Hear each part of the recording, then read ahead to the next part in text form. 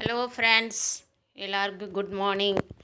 இன்றைக்கி என்ன வீடியோ போடுறேன்னா, ஒரு ஸ்டோரி தான் சொல்கிறேன். அந்த ஸ்டோரி பேர் வீரப்பெண் அல்லது சிங்கப்பெண் அப்படின்னு 2 பேர் சூஸ் பண்ணியிருக்கேன். நீங்கள் அந்த கதையை கேட்டுட்டு என்ன பேர் வைக்கலாம் அப்படின்னு நீங்கள் கமெண்டில் சொல்லுங்கள். கதையை சொல்ல ஆரம்பிக்கிறேன். சென்னையில் ஒரு நல்ல குடும்பம். அம்மா பேர் ராஜேஸ்வரி, அப்பா பேர் ஜெகநாதன்.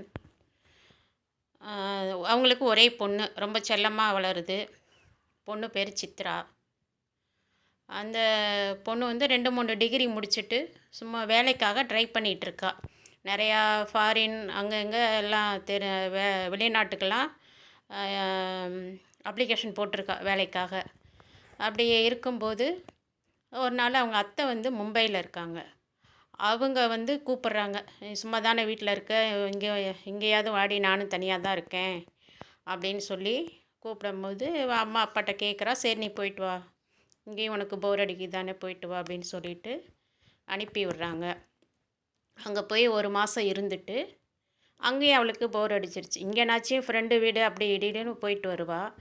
அங்கே போய் அத்தை வீட்டிலேருந்து வெளியில் எங்கேயும் போகிறது, தெரியாத இடம் வேறு, மொழி தெரியாத இடம் அப்படின்ட்டு எங்கேயும் போகிறதில்ல. அப்போ அத்தை கூட சேர்ந்து ஷாப்பிங் போவாங்க, அதோட சரி. அவளுக்கும் போர் அடிச்சு நான் போகிறேன் அத்தை வீட்டுக்கு போகிறேன்னு சொல்லிட்டு சென்னைக்கு கிளம்பி வரா. அப்படி வந்துட்டு இருக்கும்போது ட்ரெயினில் தான் போனதும் ட்ரெயின் தான், வரும்போது ட்ரெயினில் தான் வரா. அப்படி வந்து ரயில்வே ஸ்டேஷனில் மும்பையில் இருக்கும்போது அத்தையும் கூட வராங்க. ட்ரெயின் ஏற்றி விட்டுட்டு அவங்க போயிடுறாங்க. ட்ரெயின் கிளம்புறதுக்கு கொஞ்சம் நேரம் ஆகுது. அப்போ வந்து அந்த ட்ரெயினில் ஜன்னல் ஓரமாக உட்காந்துருக்கா. அப்போ வந்து ஒருத்தன் வந்து பேக்கை பிடுங்கிட்டு ஹேண்ட்பேக்கை பிடுங்கிட்டு ஓடிடுறான். இவள் ட்ரெயினை விட்டு இறங்கி ஓடுனா அந்த சைடு ஒரு இருட்டான இடம், அங்கே போயிடுறா. மக்கள் எல்லோரும் வேடிக்கை தான் பார்க்குறாங்க. அவளுக்கு ஹெல்ப் பண்ண யாரும் இல்லை. அப்போ வந்து போனோடனே என்ன பண்ணிடுறானுங்க, அங்கே கார் வச்சுட்டு ரெடியாக இருக்காங்க. அந்த கும்பல் என்னென்னா, பெண்களை கடத்தி அதுங்களை வந்து பாலியல் தொல்லை கொடுத்து கொன்னுட்டு அதுங்க உறுப்புங்களையெல்லாம் எடுத்து சேல்ஸ் பண்ணுறது. அந்த மாதிரியான கும்பலில் போய் அவள் மாட்டிக்கிறாள். அங்கே போய் காரில் தள்ளி விட்டு அவளை மயக்க ஊசி போட்டு கடத்திட்டு போயிடுறாங்க. கடத்திட்டு போய் அவனுங்க இருக்கிற இடத்துல அங்கே கொண்டு வச்சுட்டு 2 பேர் தான் இருக்கிறான். ஆனால் அந்த இதில் மற்றவங்களாம் எங்கேன்னு தெரியல. அந்த 2 பேரும் சேர்ந்து அவனுங்க இருக்க வீட்டில் கொண்டு போய் இந்த பிள்ளைக்கு மயக்க ஊசி இங்கேயே போட்டானுங்க. அங்கே போய் அந்த பிள்ளையை பாலியல் தொல்லை கொடுத்து ஒருத்தன் ஃபஸ்ட்டு முடிச்சுட்டு வந்தானா, இன்னொருத்தன் போய் இது பண்ணிவிட்டு வந்திருக்கான். அப்போ வந்து இன்னொருத்தன் கேட்குறான், என்னடா பண்ணிட்டாவள அப்படின்னு சொல்லிட்டு. என்ன பண்ண அப்படிங்க, இல்லை வேலையை முடிச்சிட்டேன்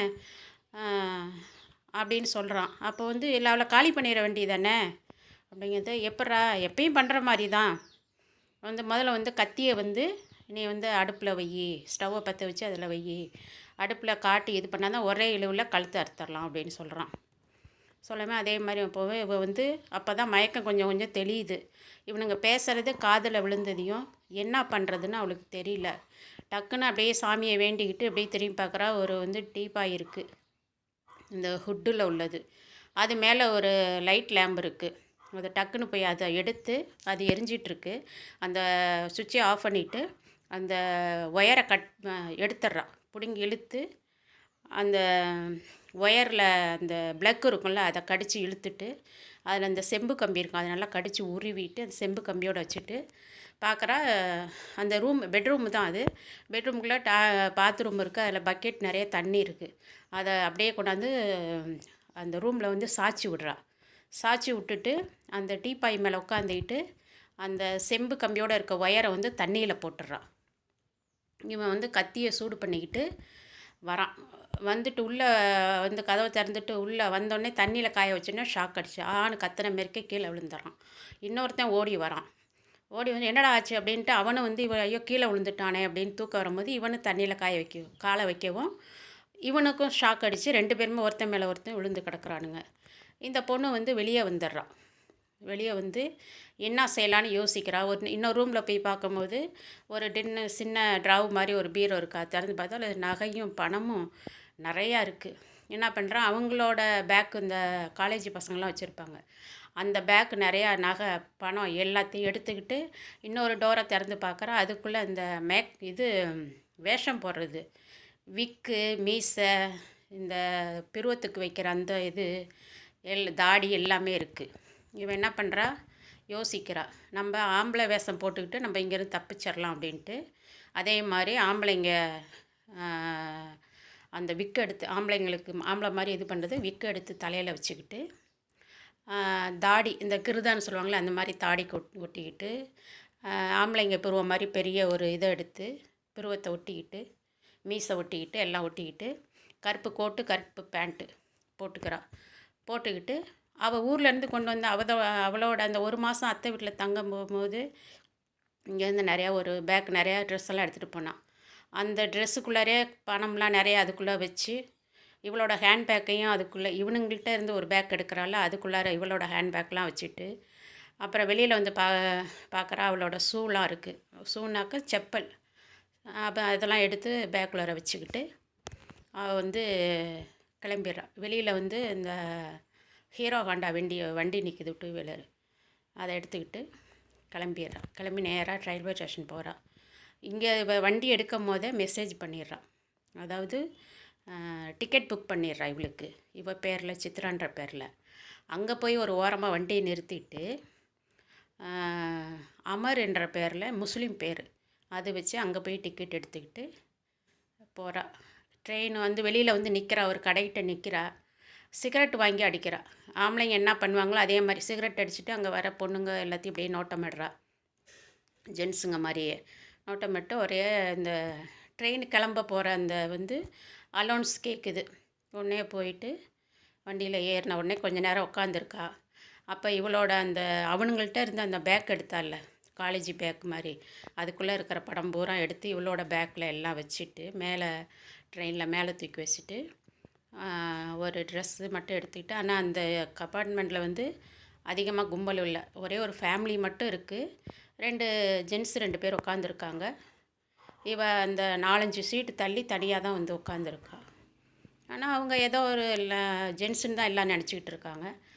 போய் பாத்ரூமில் போய் அவள் போட்டிருக்க அந்த கருப்பு பேண்ட்டு கோட்டு எல்லாம் கலட்டி அந்த மீசை தாடி விக்கு எல்லாம் எடுத்து அதுக்குள்ளே வச்சு சுருட்டி ரெடியாக வச்சுட்டு இவளோட ட்ரெஸ்ஸு மாடர்ன் ட்ரெஸ் போட்டிருக்கா, ஃப்ராக்கு போட்டுட்டு ஹீல்ஸ் போட்டுட்டு நல்லா மேக்கப்லாம் போட்டு லூஸ் ஹேர் விட்டுட்டு அங்கேயே நின்றுட்டுருக்கா. இன்றைக்கும் ஒரு ஆறு போகுது, ஆறு போகிற இடத்துல அந்த பாலத்தில் ட்ரெயின் போகும்போது அந்த ஆற்றுல அந்த ட்ரெஸ்ஸு அந்த வேஷம் போட்ட அந்த இது எல்லாமே தூக்கி அதில் தூக்கி போட்டுடுறா. திருப்பி அந்த இதுலேயே இருக்கா, பாத்ரூம்லேயே. இன்னொரு ஒரு குளம் மாதிரி ஒரு இடம் வருது, அந்த குளத்துல அப்படியே பாசி படர்ந்து கிடக்கு. அந்த தண்ணியில் வந்து இந்த பேக்கை தூக்கி போட்டுடுறான். அவனுக்கிட்ட இருந்த பேக்கை எடுத்துகிட்டு வந்துடுறான். வந்து எப்பயும் போல் அந்த சுட்கேஸு அவள் ஹேண்ட்பேக்லாம் எடுத்துகிட்டு நிறைய ஆளுங்க இருக்கிற அந்த கம்பார்ட்மெண்ட், அவளோட டிக்கெட்டில் என்ன இது கொடுத்துருந்தாங்களோ நம்பர், சீட் நம்பரு, அந்த நம்பரை தேடி அங்கே போய் உட்காந்துருக்கா. வந்து சென்னையில் வந்து இறங்கிடுறான். சென்னையில் இறங்கி போய் இப்போ நார்மலாக போயிடுறான். நார்மலாக வீட்டுக்கு போயிட்டு அப்போ அம்மா கேட்குறாங்க, 2 நாளைக்கு முன்னாடியே கிளம்பிட்டு இவ்வளோ நாள், ஒரு நாள் ஃபுல்லாக ஆயிடுச்சு, அவன் ஏண்டி நேற்றெல்லாம் ஏண்டி வரல அப்படிங்க. இல்லைம்மா, வரும்போது நான் பழைய ஃப்ரெண்டு ஒருத்தியை பார்த்தேன் ட்ரெயினில், அவள் ரொம்ப கஷ்டப்பட்டுட்ருக்கா, அவள் வீட்டுக்கு போயிட்டு இங்கே தான் சென்னைக்கு வந்துட்டேன் நான், அவள் வீட்டில் நேற்று இருந்தேன், அதனால் அவளுக்கு கொஞ்சம் ஹெல்ப் பண்ணிட்டு வந்தேன் அப்படின்னு சொல்லி ஏதோ சொல்லி சமாளிச்சுட்டு அதுக்கப்புறம் ஒன்றும் கேட்கல. இப்படியே ஓடுது. இவள் வந்து நியூஸு தான் பார்க்குறான். அதாவது வந்து பேப்பர் வந்துன்னா பேப்பரில் அதை பற்றி ஏதாச்சும் நியூஸ் வருதா, நம்ம வந்து அங்கே அடைச்சி போட்டு இவங்க வெளியில் வந்து கதவை சாத்திடுறான்ல, 2 பேரும் அங்கே ஷாக் அடித்து விழுந்து கிடக்கும்போது வெளியில் வந்து தாப்பா போட்டுடுறான். அதை பற்றி எது நியூஸ் வருதா அப்படின்னு டிவியை பார்க்குறா, பேப்பரை போய் பார்க்குறா. அப்போ வந்து டக்குன்னு 4 நாள் சென்று நியூஸ் வருது, இந்த மாதிரி பெண்களை கடத்திட்டு போய் ரேப் பண்ணிவிட்டு அவங்கள கொண்டு கழுத்தை அறுத்து முதலைங்களுக்கு இரையா போடுவாங்களாம். அந்த கும்பல் 2 பேர் வந்து அவங்க இருந்த வீட்டில் வந்து அந்த அறையில் வந்து 2 பேரும் பிணமாக அழுகின நிலையில் இருந்தாங்க. அவங்கள யார் கொன்னாங்கன்னு தெரியல. ஆனால் அந்த தெருவில் இருந்து பார்க்கும்போது யாரோ ஒரு ஜென்ஸு தான் அங்கேருந்து போனாங்க. தாடியெல்லாம் வச்சுருந்தாங்க, கருப்பு ட்ரெஸ் போட்டிருந்தாங்கன்னு அங்கே உள்ளவங்க சொல்லியிருக்காங்க. அப்புறம் ரயில்வே ஸ்டேஷன்லேயும் வந்துட்டு அந்த டிக்கெட் எடுத்தது, அங்கே வந்து தம் அடிச்சுட்டு நின்னது, அதெல்லாம் இதில் ரெக்கார்ட் ஆகிருக்கு கேமராவில். அதெல்லாம் பார்த்துட்டு அப்போ யாரோ ஒரு ஜென்ஸு தான் அதை யாரோ அவங்களோட கூட்டாளியே யாரோ செஞ்சுருக்காங்க. அவங்கள கொன்று போட்டுட்டு ஷாக் அடித்து கொன்று போட்டுட்டு அவங்க வச்சுருக்க பணம் நகையெல்லாம் எடுத்துகிட்டு போயிருப்பாங்க போல் அப்படின்னு பல இதில் வந்துட்டு விசாரணை நடந்துகிட்ருக்கு. ஆனால் அது வந்து கடைசி வரைக்கும் ஒரு ஜென்ஸு தான் செஞ்சாங்க மாதிரி ஒரு வந்துருச்சு. இதுக்கிடையில் இவ என்ன பண்ணுறா, இப்படி போயிருக்கும் போது 1 மாதம் ஆயிடுச்சு. அப்போ வந்து இவ வந்து யோசிக்கிறா, நம்மளை அவனுங்க ரேப் பண்ணிட்டானுங்களே, நம்ம கன்சீவ் ஆகி தான் ஆயிடுவோமோ என்னமோ அப்படின்ட்டு அந்த பயம் வேறு இவளுக்கு.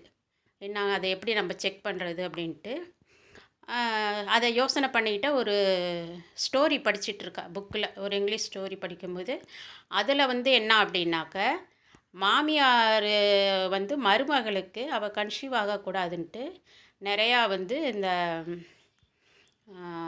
அது என்ன சொல்லுவாங்க, அன்னாச்சி பழம், பைனாப்பிள் வாங்கி கொடுப்பா. ஏன் அப்படின்னா அந்த மாமியார் வந்து அவங்க அண்ணன் பொண்ணை தான் மகனுக்கு கட்டுறதா இருந்தது. மகன் வந்து லவ் பண்ணி ஒரு பொண்ணை கல்யாணம் பண்ணிட்டு வந்துடுறான்.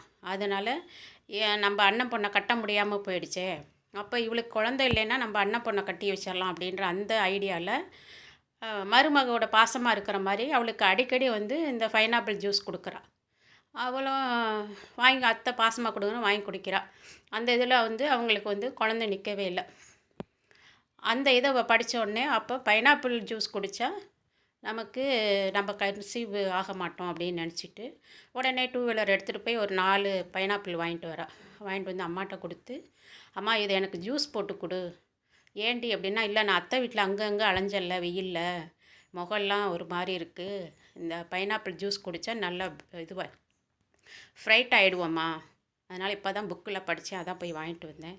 அவங்க திட்டுறாங்க, ஒன்று பார்த்தா உடனே செஞ்சு உடனே அதை இது பண்ணணும், அப்புறம் மூஞ்சி கிஞ்சிலாம் கெடுத்துக்கிட்டு உட்காந்துருக்க போகிற, சரி நீ சொல்கிறேன் நான் செய்கிறேன்ட்டு வேலைக்காரம்மாட்ட கொடுத்து அதை ஜூஸ் போட்டு கொடு அவளுக்கு அப்படின்றாங்க. அவள் அன்னைக்கு குடித்த 2ஆவது நாளே அவள் டைம் ஆயிடுறா. அப்போ அதுலேருந்து அவளுக்கு வந்து அந்த பயம் போயிடுச்சு. அப்படி இருக்கும்போது திடீர்னு வந்து அவளுக்கு ஆஸ்திரேலியாவிலேருந்து ஒரு இது வருது, மெசேஜ் வருது, வேலைக்கு வந்து உடனே ஜாயின் பண்ணணும்னு சொல்லி. அப்போ இவள் வந்து வேலை விஷயமா கிளம்பிட்டு ரெடி ஆகிட்டு இருக்கா. அப்போ தான் அப்பாக்கிட்ட சொல்கிறா, இந்த மாதிரி நான் ட்ரெயினில், ஏம்மா ஓடி ஓடி போய் அது வந்த 2ஆவது நாளே கேட்குறா, ஏன் ஓடி ஓடி போய் நியூஸை பார்த்துக்கிட்டே இருக்க, என்ன ஆச்சு, அப்புறம் பேப்பரையும் பிரட்டி பார்க்குறேன் என்னான்னு கேட்கும்போது, அப்போ தான் அப்பா நான் உங்கள்கிட்ட ஒரு விஷயம் சொல்லுவேன், அது நீங்கள் யார்கிட்டையும் அம்மாட்ட கூட சொல்லக்கூடாது அப்படின்னு சொன்னால், அப்படி என்னம்மா விஷயம் அப்படிங்கும்போது, நான் ட்ரெயினில் வந்துட்டு இருக்கும்போது ஒரு பேக் இருந்துச்சு, அந்த பேக்கை ஓப்பன் பண்ணி பார்த்தா நிறையா பணம் நகையெல்லாம் இருந்தது, அதை நம்ம வீட்டுக்கு எடுத்துகிட்டு வந்திருக்கேன், என்னோடய பீரோவில் வந்து லாக்கரில் வச்சுருக்கேன், அது யாரோட பணம்னு தெரியல, அதனால தான் அதை பற்றி எதுவும் சொன்னால் அது யாரோடதாக இருந்தாலும் நம்ம கொண்டு கொடுத்துடலான்னு சொல்லி தான் நியூஸ் எதுவும் வருதான்னு பார்த்தேன் நான் அப்படின்னு சொல்லிடுறா. இந்த நடந்ததை யாருக்கிட்டையுமே அவள் சொல்லலை, சொல்லாமல் அப்பாட்ட மட்டும் சொல்லிடுறா, யார்கிட்டையும் சொல்ல வேணாம்ப்பா அப்படின்ட்டு. அப்பாட்ட எடுத்து காமிச்சிட்டு அவள் வேலைக்கு போகிற பிளெயினில் போய் ஏறுற டைமில் எல்லாம் அவளை வண்டி ஏற்றி விட போகிறாங்க. அப்போ வந்து அப்பா வந்து சாவி கேட்குறாரு, உன்னோட லாக்கர் சாவி கொடுமா அப்படின்ட்டு. சாவி எங்கம்மா வச்சுருக்க அப்படிங்கவும், இல்லைப்பா அதை நான் எடுத்துக்கிட்டே போகிறேன் அப்படின்னு சொல்லிடுறா. அப்பா சிரிக்கிறாரு. அங்கே போய் நீ எப்படி தனியாக எப்படி இருக்க போகிறோ, சமைக்கவும் தெரியாது ஒன்றும் தெரியாது அப்படிங்கும்போது, இல்லைப்பா நான் ஹோட்டலில் தானே தங்க போகிறேன், அங்கே நான் வந்து ஹோட்டலில் தானே நான் சாப்பிட போகிறேன், அங்கே போய் வேலை எப்படி இருக்குன்னு பார்த்துட்டு அப்புறம் உங்கள் 2 அம்மாவையும் உங்களையும் நான் வந்து கூட்டிகிட்டு போயிடுவேன், என்னோடய வச்சுக்குவேன் அப்படின்னு சொல்லிட்டு போகிறா. அதோட ஸ்டோரி முடிஞ்சிச்சு. இந்த ஸ்டோரி உங்களுக்கு பிடிச்சிருந்துச்சுன்னா அதுக்கு நான் வந்து வீரப்பெண்ணுன்னு வைக்கலாமா அல்லது சிங்கப்பெண்ணுன்னு வைக்கலாமா அப்படின்ற ஒரு இதில் இருக்கேன். என்ன பேர் வைக்கலாம் நீங்கள் சொல்லுங்கள். ஃபஸ்ட்டு வந்து நீங்கள் ஸ்டோரியை கேட்டுட்டு லைக் பண்ணுங்கள், ஷேர் பண்ணுங்கள், சப்ஸ்கிரைப் பண்ணுங்கள், கமெண்ட்டும் பண்ணுங்கள். ஓகே பாய், அடுத்த ஸ்டோரியில் சந்திப்போம். Okay bye.